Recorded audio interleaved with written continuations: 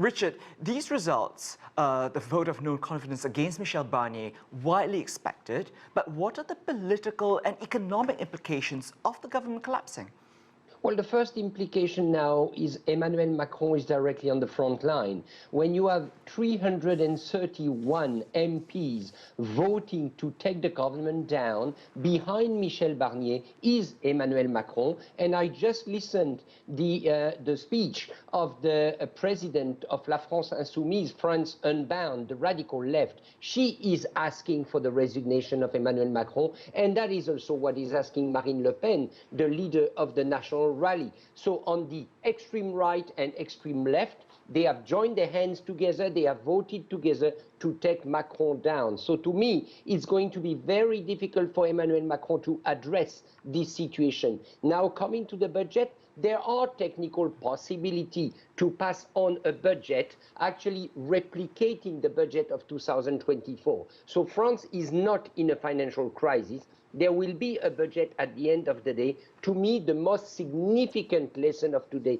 is political. Macron is directly targeted, and he has lost the support of a large majority of members of parliament.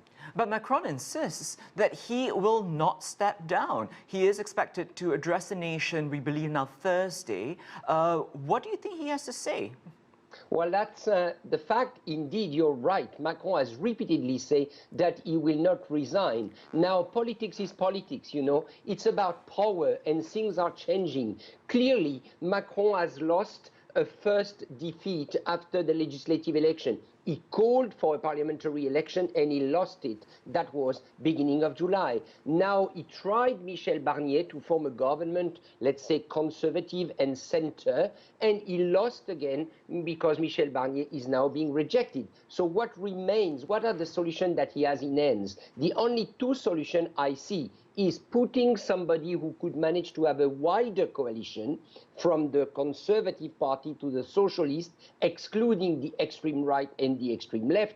But that will be very difficult to manage, and you've got to give something to the Socialists to join such a government. Or second option, a technical government. He will call in a bureaucrat, somebody widely respected, whose only task will be to look after the budget and do nothing else.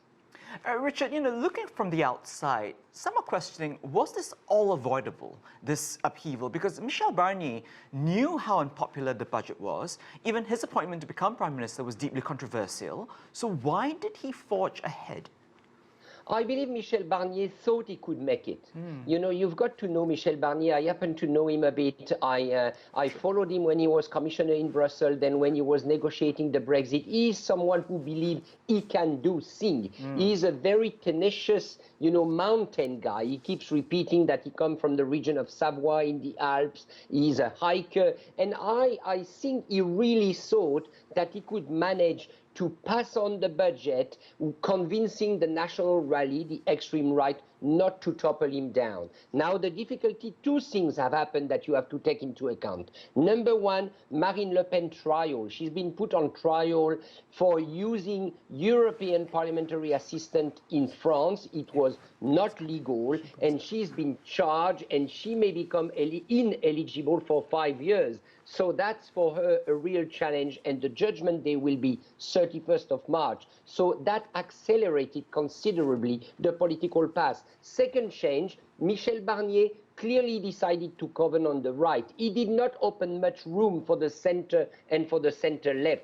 He thought that on a narrow path on the conservative right side he could make it. Actually, it didn't work precisely because Marine Le Pen let him down. All right, we have so much to talk about, but we'll have to leave it there. Thank you so much for your insight, Richard Verily from Blick, Switzerland's largest newspaper. Thank you.